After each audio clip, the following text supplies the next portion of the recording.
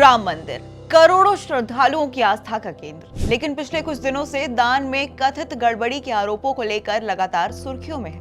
अब इस पूरे विवाद के बीच राम जन्मभूमि तीर्थ क्षेत्र ट्रस्ट ने बड़ा फैसला लिया है। महासचिव चंपत राय और ट्रस्टी अनिल मिश्रा के इस्तीफे स्वीकार कर लिए गए हैं और उनकी जगह फिलहाल एक नए चेहरे को जिम्मेदारी सौंपी गई है। ये नाम है कृष्ण मोहन। लेकिन आखिर कौन है कृष्ण मोहन, जिन्हें इतनी अहम जिम्मेदारी दी गई है, और ट्रस्ट में अब आगे क्या बदलाव आने वाले हैं, चलिए आपको बताते हैं। अयोध्या में श्री राम जन्मभूमि तीर्थ क्षेत्र ट्रस्ट की अहम बैठक में महासचिव चंपत राय और ट्रस्टी अनिल मिश्रा के इस्तीफा स्वीकार कर लिया गया। दोनों ने दान में कथित गड़बड़ी के आरोप सामने आने के बाद नैतिक आधार पर पद छोड़ने की पेशकश की थी। हालांकि अब तक इस मामले में उनके खिलाफ कोई आपराधिक केस दर्ज नहीं किया गया है, लेकिन पूरे विवाद की जांच उत्तर प्रदेश सरकार की एसआईटी कर रही है। वहीं इसी मामले में चंपत राय के ड्राइवर राम शंकर यादव उर्फ टिन्नू समेत 8 लोगों की गिरफ्तारी भी हो चुकी है। अब किसे मिली जिम्मेदारी? ट्रस्ट ने नए महासचिव की नियुक्ति होने पर कृष्ण मोहन को कार्यवाहक यानी कि अंतरिम महासचिव बनाया है। अब राम मंदिर ट्रस्ट के कोषाध्यक्ष गोविंद देव गिरी ने प्रेस कॉन्फ्रेंस में इसकी घोषणा की। उन्होंने कहा कि नियमित महासचिव की नियुक्ति होने तक कृष्ण मोहन अतिरिक्त जिम्मेदारी संभालेंगे और ट्रस्ट के प्रशासनिक कामकाज की कमान उनके हाथ में रहेगी। आखिर कौन है कृष्ण मोहन? कृष्ण मोहन उत्तर प्रदेश के हरदोई जिले के शाहाबाद क्षेत्र के सिकंदरपुर बाजार के रहने वाले हैं। हालांकि उनका जन्म सितंबर 1952 में बरेली में हुआ था। उनके पिता भारतीय रेलवे में अधिकारी थे। उन्होंने लखनऊ विश्वविद्यालय से एमएससी की पढ़ाई पूरी की। पढ़ाई के बाद करीब 5 वर्षों तक परमाणु ऊर्जा विभाग में वैज्ञानिक के तौर पर उन्होंने काम भी किया है। इसके बाद उन्होंने भारतीय वन सेवा यानी कि आईएफएस ज्वाइन की और उन्हें महाराष्ट्र कैडर मिला। अपने लंबे प्रशासनिक करियर में उन्होंने कई महत्वपूर्ण जिम्मेदारियां निभाई और इसी के साथ साल 2012 में अपर प्रधान मुख्य वन संरक्षण के पद से सेवानिवृत्त हुए।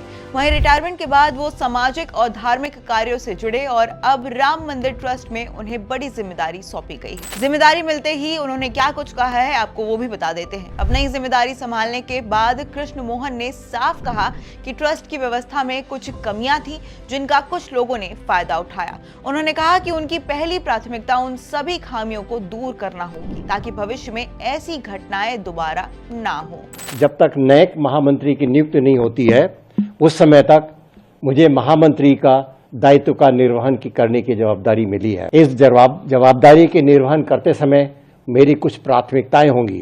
पहली, इसमें जो भी दोषी हैं, इस प्रकरण में जो भी दोषी पाए जाएंगे, हमारा आग्रह रहेगा उन सभी को न्यायोचित ढंग से जो भी उनको सजा मिलनी है मिले। इसके लिए हम बहुत आग्रही रहेंगे। इस प्रकरण में जो हुआ है उससे हम सभी आहत हैं, सभी को कष्ट हुआ है, राम भक्तों को कष्ट हुआ है। अब इस में कहीं न कहीं प्रबंधन और संचालन में कुछ कमियां रह गई थी जिसका फायदा लोगों ने उठाया। तो मेरा ये पहला प्रयत्न होगा कि वो जितनी त्रुटियां जहां कहीं भी लूप होल्स हैं, कहीं भी कहीं छूटा हुआ है, उसको सबसे पहले बंद करना। इस प्रकार की पुनरावृत्ति न हो भविष्य में, इसका मैं पूरा प्रयत्न करूंगा।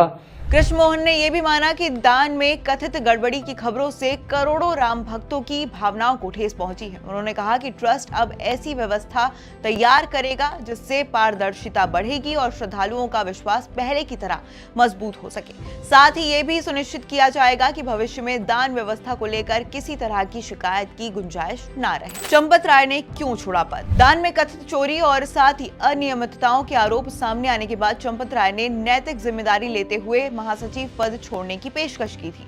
वहीं इसी दौरान पुलिस जांच में कई गिरफ्तारियां भी हुई। हालांकि जांच एजेंसियों ने अब तक चंपत राय या फिर अनिल मिश्रा के खिलाफ कोई भी आपराधिक मामला दर्ज नहीं किया है। पूरे मामले की जांच अभी एसआईटी कर रही है और अंतिम निष्कर्ष जांच पूरी होने के बाद ही सामने आ पाएगा। राम मंदिर सिर्फ एक धार्मिक स्थल नहीं बल्कि करोड़ों लोगों की आस्था का प्रतीक है। ऐसे में ट्रस्ट में हुआ ये बदलाव केवल प्रशासनिक फैसला नहीं बल्कि श्रद्धालुओं का भरोसा बनाए रखने की दिशा में एक बड़ा कदम माना जा रहा है। अब सबकी नजरें एसआईटी की जांच और ट्रस्ट की अगली कार्रवाई पर रहेगी कि दान में कथित गड़बड़ी के मामले में आखिर अंतिम सच्चाई क्या सामने आती है।